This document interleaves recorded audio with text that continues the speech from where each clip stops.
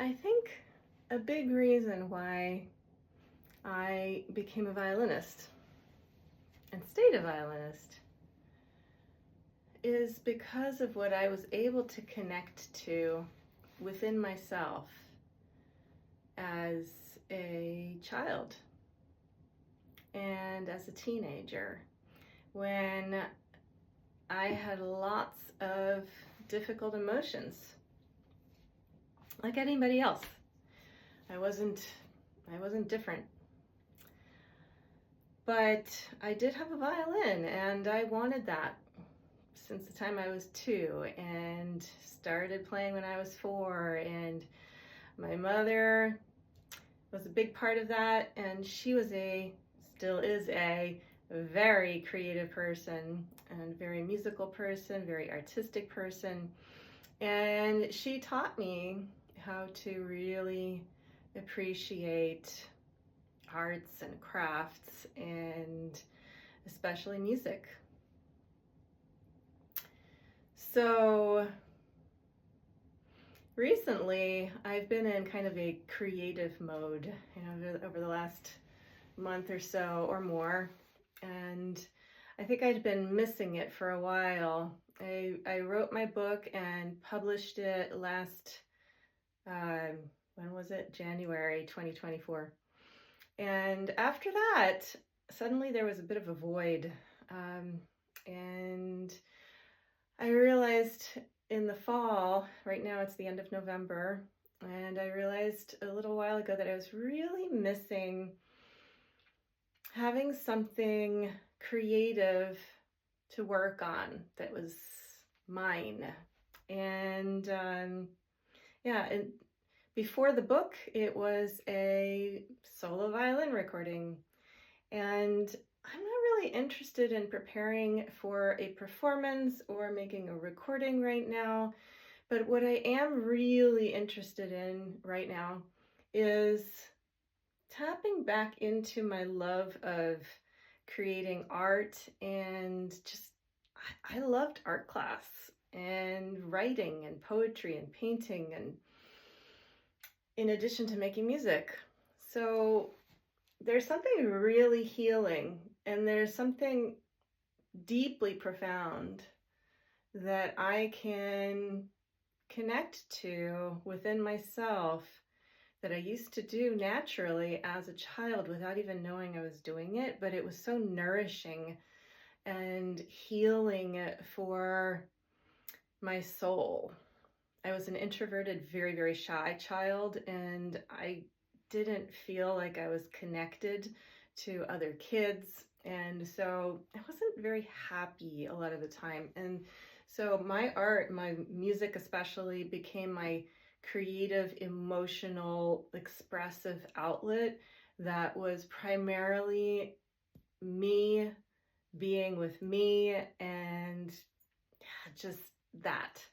And so in the last month or so, I've been dipping my toes in a little bit more into wanting to recapture some of that for myself, but also getting really curious about that process and what am I actually doing, and how can I use my childlike curiosity and my curiosity about being creative, my creative spark.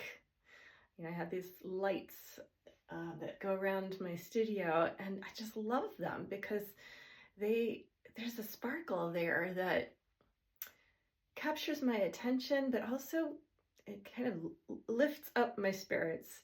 And that's what I want to do when I am making art. And it's really, it's uplifting, but it's also deeply introspective. So for me, and this is what I was just working on, I love Bach. I've always loved Bach since I was a kid. Bach, hands down, my favorite thing to work on and to play, and so healing for the soul. So I got out my Bach, and it's so much about balancing, and I'm talking about creativity, art itself, not about Bach in particular. But when I'm playing music, for example, what I was just doing a bit ago when I got this out, is I'm wanting to balance my deep connection, soul connection, connection with my own soul and creative spirit, the essence of who I am in my heart and whole self. I want to be in touch with this, and at the same time be in touch with the mystery of life around me. So tapping into that creative flow inside, letting that flow, but also letting it flow out. So it's a constant flux between inwardness, outwardness, and really wanting to be present to both. And through that conscious intention and just curious observation of what's happening in the moment and letting it flow through that process, adding in the music. And it's funny because what I was doing now with Bach, I just happened to have this open. My music was open to the C minor Fugue, the unaccompanied Sonata No. 3 by J.S. Bach. It was already open to the Fugue. I don't know the Fugue very well. I've worked on it for myself in the past. I've never performed it, but I just love picking up some Bach and playing with it. And today, just now, it's late at night, and I came into my studio feeling just this, a little bit of down, how do I describe it? A little bit of a nostalgic feeling, or a missing something feeling. And so I thought, I'll get out this Bach, and I started just playing. Oh no, even before that, I forgot. Before I did that, I just started tuning, but then I got really interested in playing fifths, just open strings, and noticing that I could affect the tuning of my instrument without doing anything with the pegs. It's just in being really present with the fifth and the bow pressure, and that was really fun. So getting very delicate and subtle with that. But then after I was really getting interested in playing, finding pure fifths, and moving into other double stops and finding the pure double stops where the vibrations are just spot on in tune. I was like, oh, I love to play in tune. I really do, because something magical happens with the vibrations, and they're just aligned. It's like suddenly when you play a double stop that's in tune, it's like it pierces straight to your core, and it's like, that's it. It's in tune, and I am in tune and connected and aligned. And what a healing thing to play in tune. And that's when I got out my Bach and I started playing this opening of the Fugue in the same way. And it's like each note, finding the center of the note that's in tune and aligning with the, I just had such a wonderful time exploring that. And then I thought, well, why not just turn on the video?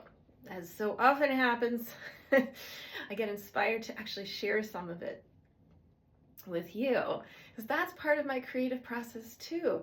I have my creative process that's very, very inward, but it's so also intimately connected with what's outside. It's not different for me, and it's the most fulfilling to me when it's so integrating and healing when the inside and the outside have this flow and this flux, and that means it's me and you, and there's this flow of expression and communication, and this is what really lights me up, that gives me goosebumps even just talking about it right now.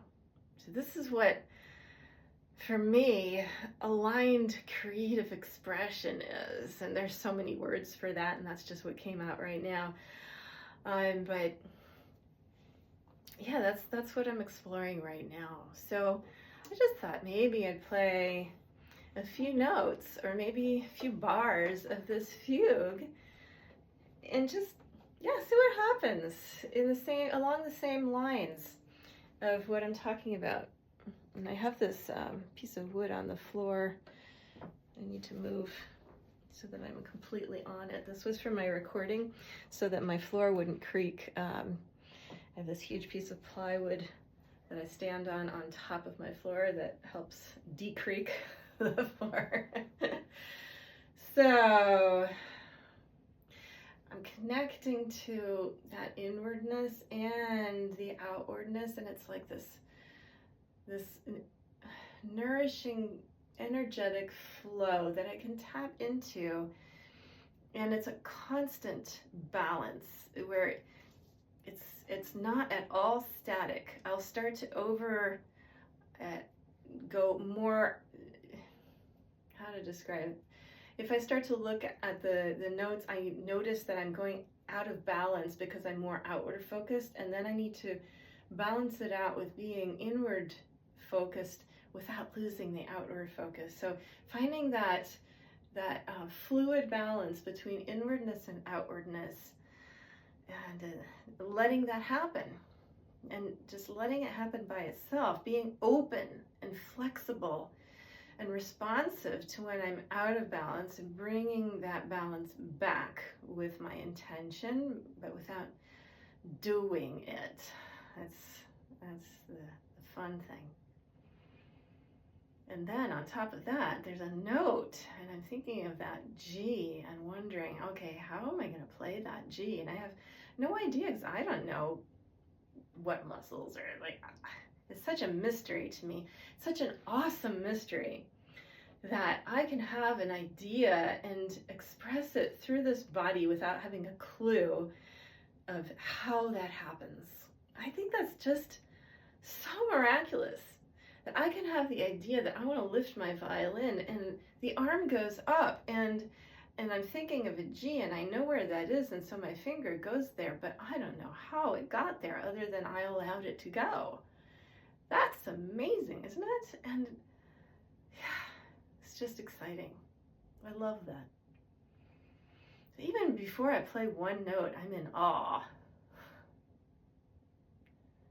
And I'm hearing that note inside, and like, how in the world am I going to get that note to come out so someone else can hear it, so I can hear it outside me, not just inside?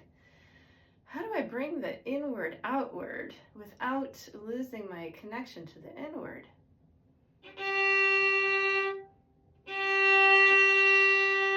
And then when I hear it, how do I not go into listening to the outward and lose my connection to what I'm hearing on the inside? Can I be in balance, hear the inner and the outer?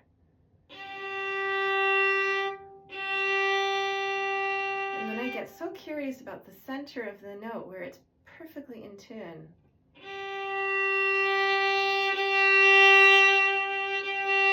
And it's a beautiful sound. I love it.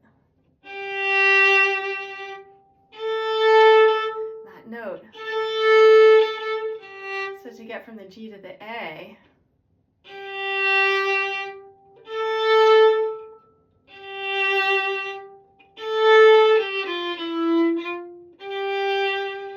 isn't that beautiful? I love that. But I did actually just get kind of distracted, and I forgot about the inward because I was listening to how beautiful those sounds were. So yeah, and I know it's always going to be better if I am balanced between the inward and the outward, and I'm allowing that interplay. I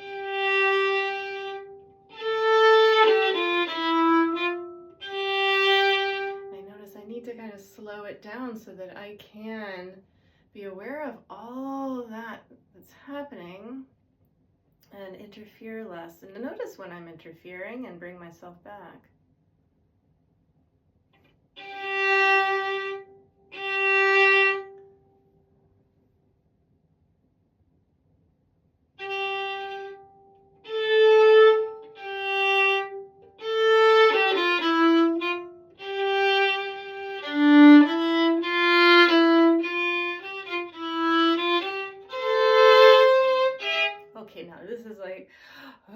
A string. Total change here. Now, how do I... Okay, so I was playing on the D string and G string. No, not the G string. It was all on the D string. D string. And then suddenly there's this note on the A string, and I got completely distracted by how different that sounded. And I completely got disconnected from that inner flow. So I'm curious about that transition from D string to A and D. So it goes from...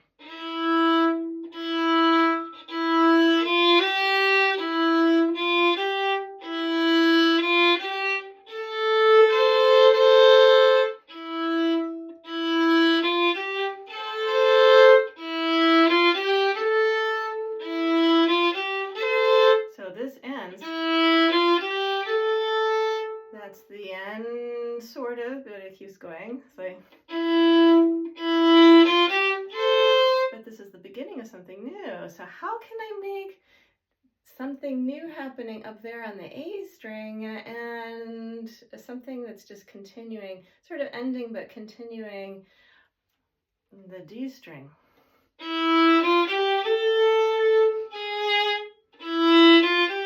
Actually, that's really the end. And then this is something new.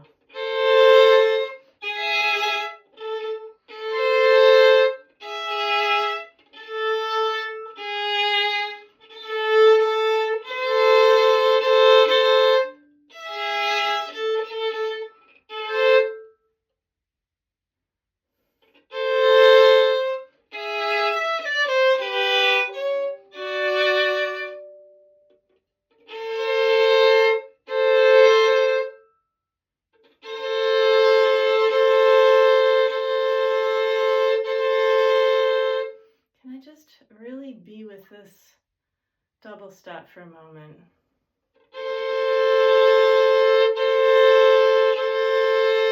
Find the beauty of that third. And be it. And have it inside and outside. Can I embody that third?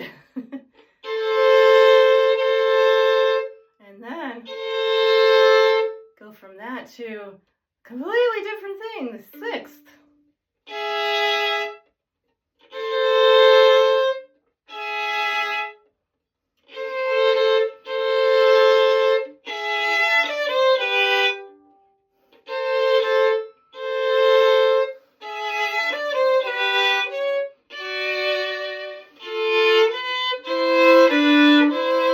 Oh, beautiful.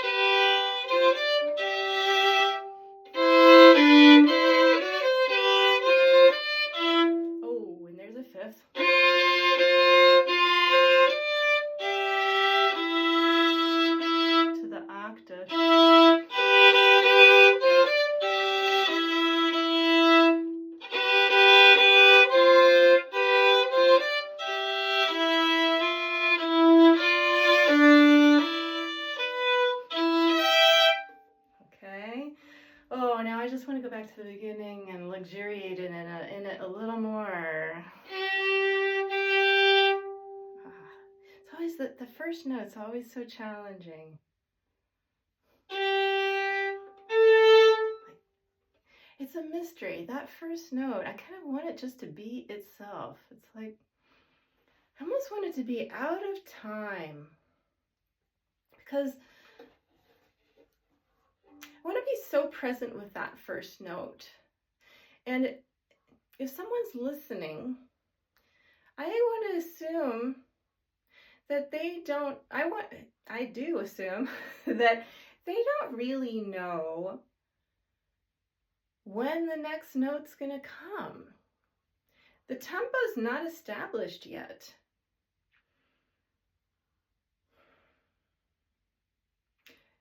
So if the first note is happening, what if I don't know either? This is an exploration. It's an exploration. It's an experiment. I'm just open to wondering what would happen if I played that first note as if it were the only note, and maybe just like when I'm speaking, I don't know when the next word is going to come in. It just comes when it comes. What if I could play that first phrase like that first note, and then the second note just comes when it comes?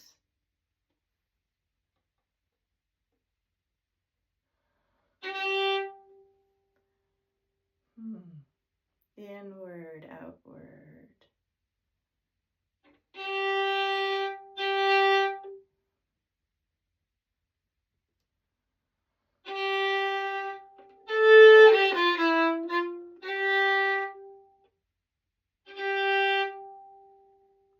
What if it's a river that I'm just stepping into?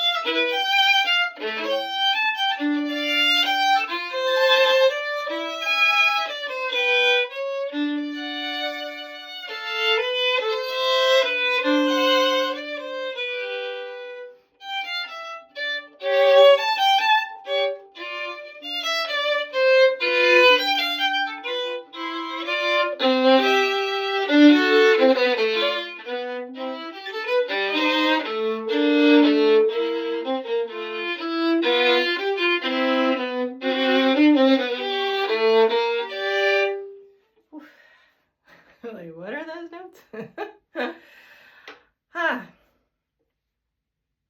There's nothing like Bach, and there's nothing like being open to discovering new things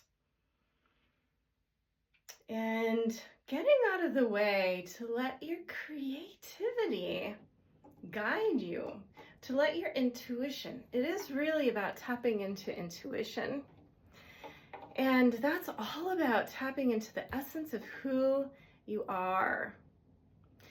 And just noticing the moments when I get in the way of that connection. It's really about a connection with my essence, with my creative spirit.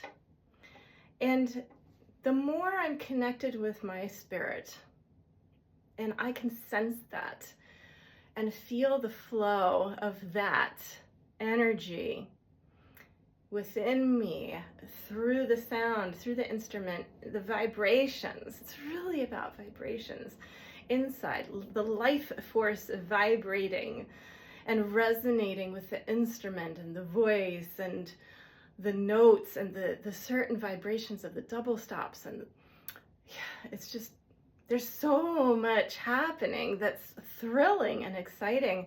And to be in tune with that, literally, and aligned literally in vibration, in tune, And there is a purity there. It's the right word, and the perfect fifths to notice when the whole self is resonating with that, and when something's off. The more connected I am with myself and all of this that I'm describing, the more easily I'm going to catch when I'm interfering. I sense it. And then it's just a practice. The practice is in getting out of the way, in letting go of whatever I'm doing to interfere with all of that resonance. And yeah, it's learning how to identify when we're getting in our own way. And there's so many ways to do that, and to practice that. That is the primary practice. That is, and in the moment, in that moment, and I call that, I just started calling it this. I don't think I've even said it in public yet. Mentioned it to Mia the other day, or was that this morning? I don't know, I lose track of time.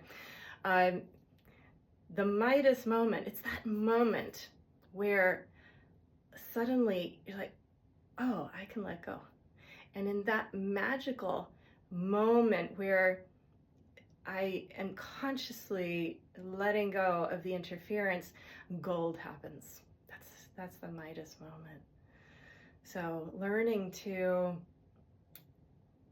stay in balance, stay in constant flux, and not interfere with that flow, and to notice when you are interfering, and then to know how to capture that Midas moment, get out of the way, and let it all flow again.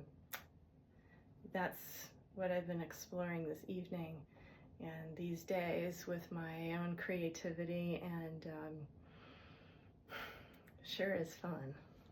I hope this was interesting for you. I would love to get your feedback. Let's keep the flow going, okay? Your turn.